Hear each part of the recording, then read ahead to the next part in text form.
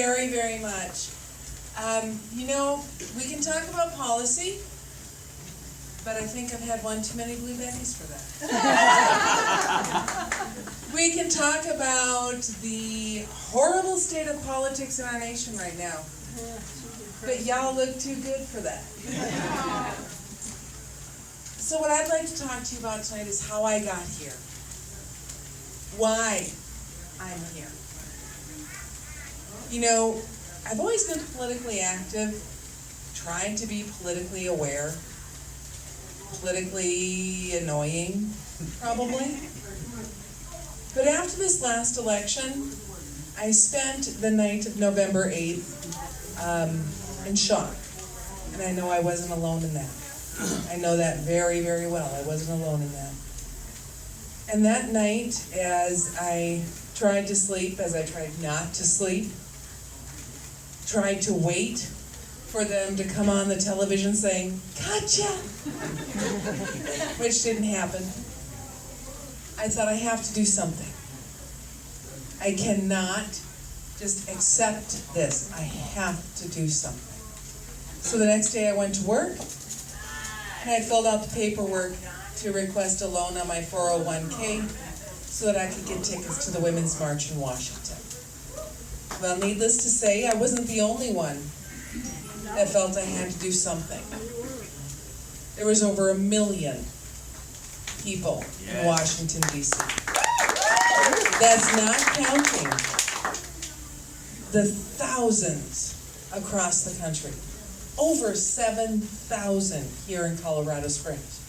Yeah, we ain't as red as they think we are. That's right. That's right. We are not as red as they think we are.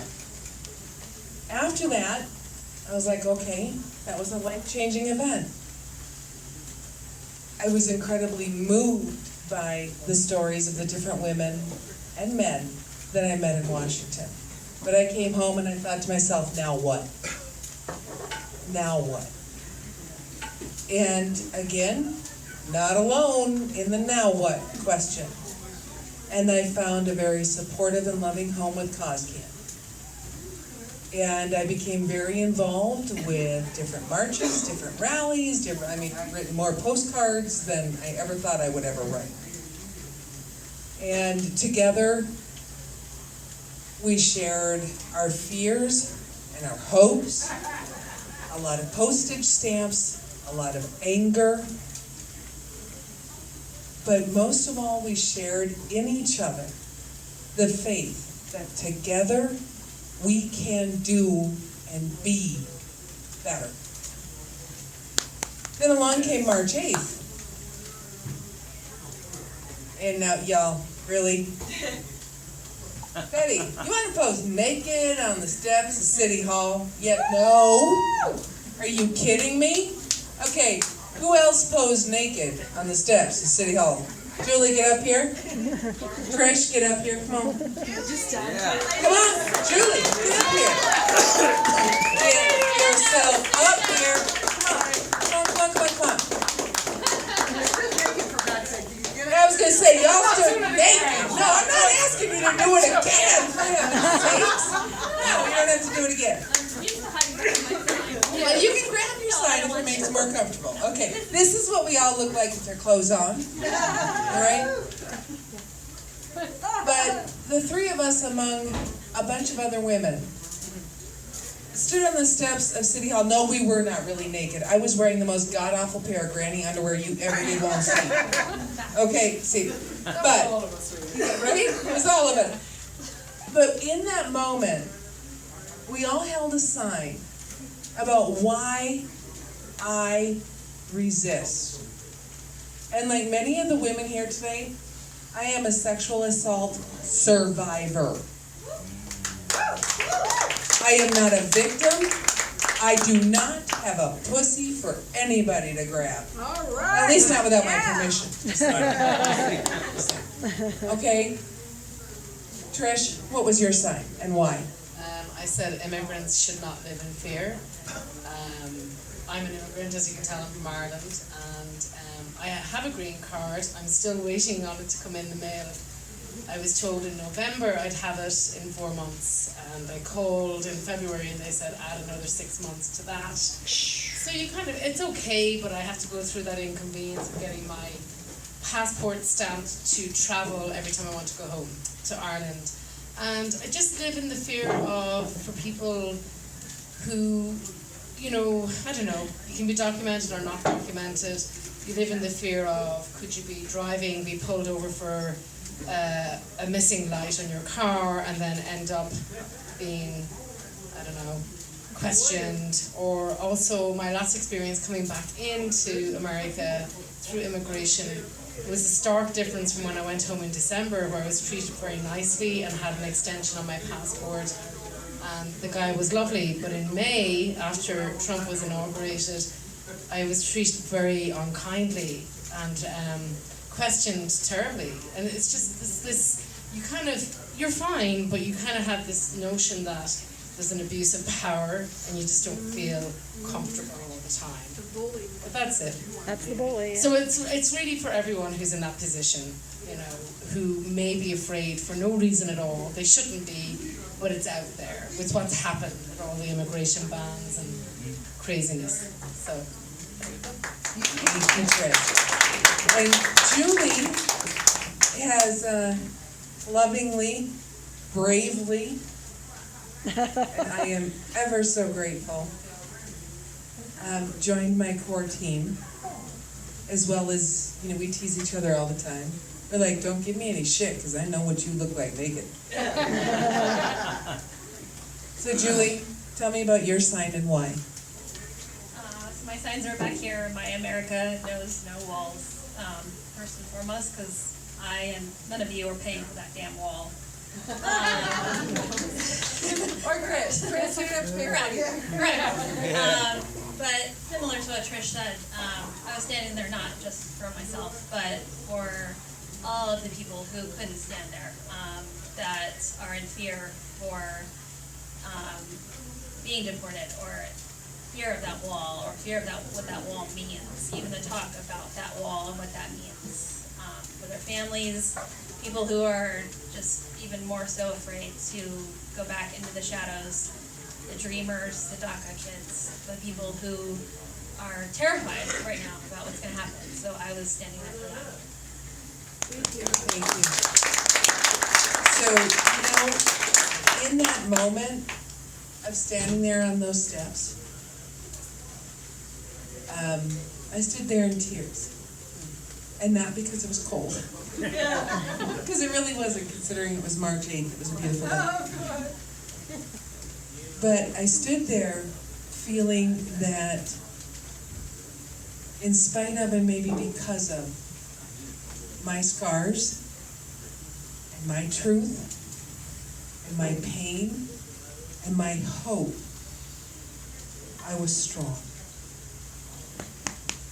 Now, if I'd have been standing there by myself and those god-awful granny underwear, oh, hello, that was scary. I would not have felt strong. I would not have felt hope. I would have just been cold and kind of weird.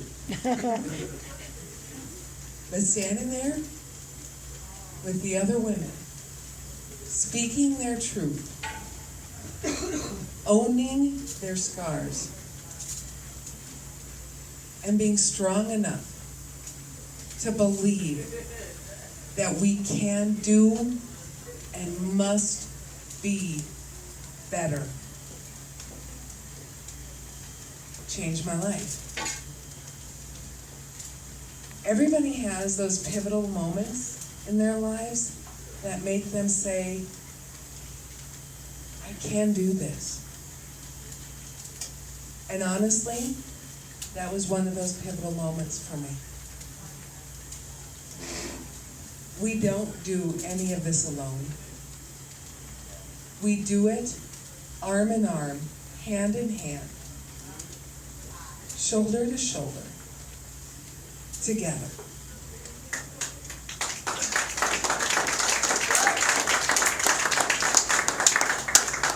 And someday, not today, but someday, I will write President Trump a thank you letter. because without the hardships that have come since November 2016, may not have ever met you, or you, Deb, oh my gosh, Cindy, all of you, Liz. Although I gotta tell you, y'all, if you have a minute, go out to Her Story Cafe. I have my own sandwich. How cool is that? Go on out and have that badass Betty sandwich. I'm telling you, it is bad ass. But I wouldn't be here. Megan, look at Megan, come here. Come here. You go, girl. This one. She is the hardest working little thing on my, oh sure, go run. There you go. This is Megan. Megan, how old are you? She's 10. She is the hardest working little thing on my campaign ever. And she makes the best she makes the best signs ever, right? Yeah. And when she tells me things like, I wish I could vote so I can vote for you. That's a true honor. But at the same time, the responsibility of that is not lost on me. Because today, and in 2018, Megan, you may not be able to vote for me, but I promise that when I go to Washington, I will never make a decision without considering your welfare. Yeah.